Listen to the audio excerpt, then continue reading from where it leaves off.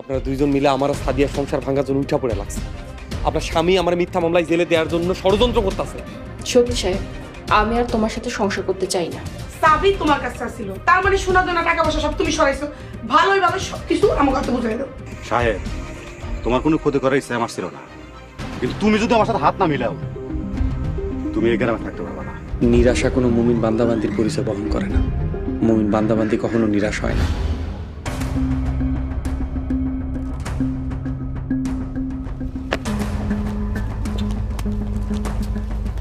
খারাপ তোমরা এত রাতে কই যাও? কাম আছে, আমাকে যাইতে দেন। এই তখন কয়টা বাজে খবর আছে? এটা কি সরকারি বাড়ি পাইছো? জন্ম চাই যাইবা, জন্ম চাই আইবা। ওয়াল্লা গো, তোমাকে হাতে এগুলা কি? কারে খুন করতে যাইতেছো? ওমা কোমা, এই তোমাকে হাতে এত লাঠি সুরা কেন? আচ্ছা কত দিহি তোমাকে মতলবটা কি? খালা আম করে যাক দিলেন, সাহেব ভাইজানের অনেক বড় বিপদ। মসজিদের লোকেরা ভাইজানদের গিয়েছে মারার জন্য। কি?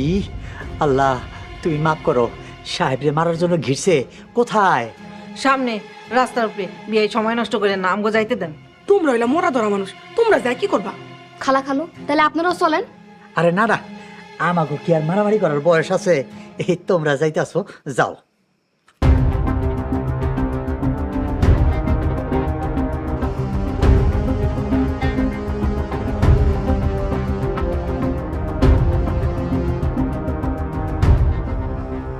খেলা তো চইমা গেছে, মসজিদে ফোন দিয়া সাবধান করে দিই। কি কর রানী বেগম? খবরদার মসজিদরে ফোন দিবা না, মসজিদরে এই খবর দিবা না। মসজিদরা তো এমনি দলে ভারী আছে, ওরা যাওয়া তার কিছু হইব না। কি কম, মসজিদে ফোন করে সাবধান করলে সমস্যা কি? ওরে বলদারি জিক এই কথাটাও বোঝে না। এই যে এখন গেছে ওরা, যদি খুন খারাপই হয় তাহলে কি থানা পুলিশ হবো।